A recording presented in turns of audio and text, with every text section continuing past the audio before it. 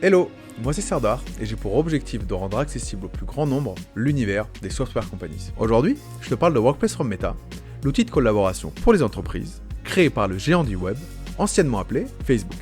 Autrefois connu sous le nom de Facebook at Work, Workplace from Meta s'est donné pour objectif d'aider tous les salariés d'une entreprise à collaborer entre eux, que ce soit par chat, par publication ou par de la vidéo. Le projet a commencé comme une app interne de Facebook, surtout utilisée pour collaborer sur des projets. Il est difficile d'attribuer la création de Workplace from Meta à une seule personne. Mais on peut souligner que son vice-président était Julien Codorniou, un Français passé par Microsoft. L'objectif de cet outil, c'est de connecter tout le monde, du siège jusqu'aux équipes terrain, en proposant un outil qui soit le plus simple possible pour les utilisateurs et qui marche très bien sur mobile. Prenons deux cas concrets d'utilisation dans une entreprise. Premier cas, Workplace va être le plus fréquemment utilisé pour des sujets de communication interne. Habituellement, les outils pour ces sujets sont assez top-down, c'est-à-dire que le siège partage l'information et l'utilisateur en bénéficie. Sur Workplace, lors d'une retransmission vidéo, on peut décider d'activer les commentaires pour passer en mode Instagram Live ou Facebook Live. Et surtout, on peut récolter toutes les données au niveau de la consommation. Combien de personnes ont regardé, temps moyen de suivi, nombre de réactions, etc. etc.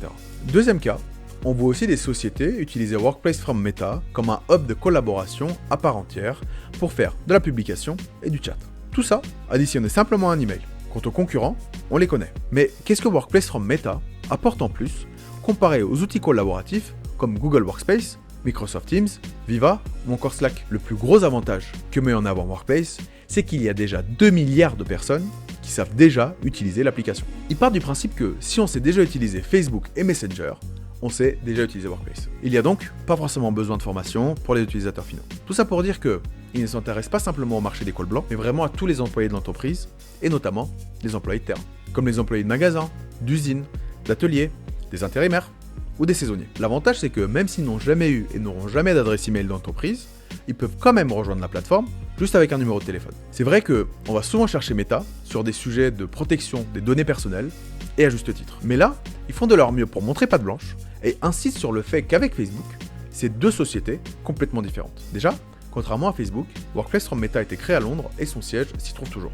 Surtout, même s'ils font partie de la même maison mère, Meta Platforms, Workplace se présente comme une start-up avec un modèle économique totalement différent. En parlant de modèle économique, comme presque toutes les solutions SaaS, Workplace se rémunère par utilisateur et par mois. Les licences Core sont affichées à 4€, et tous les add-ons sont listés à 2€ supplémentaires. Et toi, tu utilises quel outil collaboratif dans ton entreprise? Si ça t'intéresse, je te mets une démo de Workplace from Meta en commentaire.